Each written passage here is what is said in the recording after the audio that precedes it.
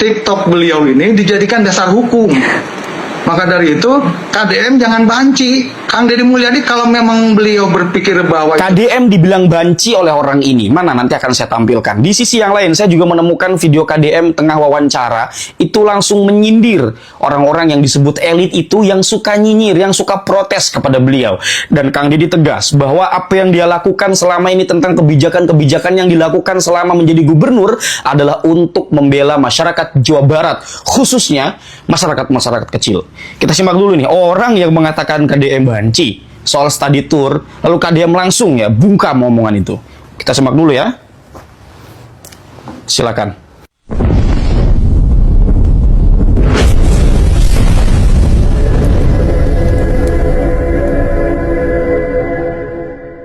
yang kita terima selama ini adalah pihak sekolah, baik swasta ataupun negeri, yang memang komplain terkait adanya kebijakan itu. Gitu. Kebijakan larangannya berarti ya? Ada. Berarti mereka ingin mengadakan? Ya, mengadakan. Justru kalau yang penolakan tidak ada. Maka dari itu jadi dari mana kira-kira ini KDM tiba-tiba mengatakan bahwa orang tua merasa diberatkan, kemudian harusnya tidak ada wisuda di level SMA? Ini yang ingin saya sampaikan. Kita jangan sampai TikTok beliau ini dijadikan dasar hukum. Maka dari itu, KDM jangan banci. Kang Deddy Mulyadi kalau memang beliau berpikir bahwa itu tegak dilakukan, keluarkan suratnya. Tapi tolong ingat, ada Undang-Undang nomor 20 tentang Sisdiknas, ada Kepmen Diknas nomor 75 tahun 2016. Bahwa ada wisuda dan study tour itu melalui proses panjang. Salah satunya melalui komite sekolah. Nah, terkait komite sekolah, ada di pasal 1 ayat 2 itu, adalah lembaga mandiri yang beranggotakan orang tua, wali peserta didik, dan komunitas sekolah, serta tokoh masyarakat yang peduli pendidikan. Oke. Nah, hal-hal seperti itu kan sebetulnya adalah memang berdasarkan kajian atau diskusi di komite sekolah. Kalau kembali ke awal, Kang Deddy keluarkan suratnya dong. Jangan juga akhirnya sekolah dirugikan. Baik.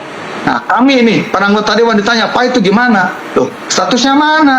Suratnya mana? Kan tidak bisa TikTok dijadikan dasar hukum. Oke, tidak ada aturannya ya Pak Dede? Tidak ada aturannya. Oke, baik. Study tour, kalau kepentingannya pembelajaran, itu ada loh di dalam kurikulum. Dan ada dalam peraturan kementerian. Jadi sebenarnya di media sosial, siapa sih yang paling mendukung terhadap kebijakan saya? Rakyat Jawa Barat. Siapa yang menentang? Para elit. Nah, pertanyaannya, elit-elit ini ngurusin nggak anak-anak yang tawuran tiap hari? Elit-elit ini ngurusin nggak tuh anak-anak yang di kolong jembatan tidurnya tiap hari? Kan nggak ada yang ngurusin, cuman komentar aja bisanya. Jadi bagi mereka yang hanya melihat di Jakarta, itu tidak akan pernah tahu kehidupan masyarakat yang real. Saya ini hidupnya di tengah-tengah masyarakat, dan saya ini tiap hari itu nanganin orang yang numpuk di rumah saya, di rumah dinas. 100 orang mengadu hal yang sama.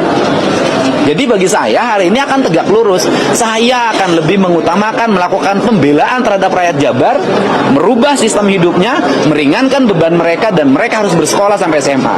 Saya tidak akan mendengar siapapun. Yang penting saya sebagai Gubernur Jabar bertanggung jawab terhadap kesejahteraan rakyat Jabar.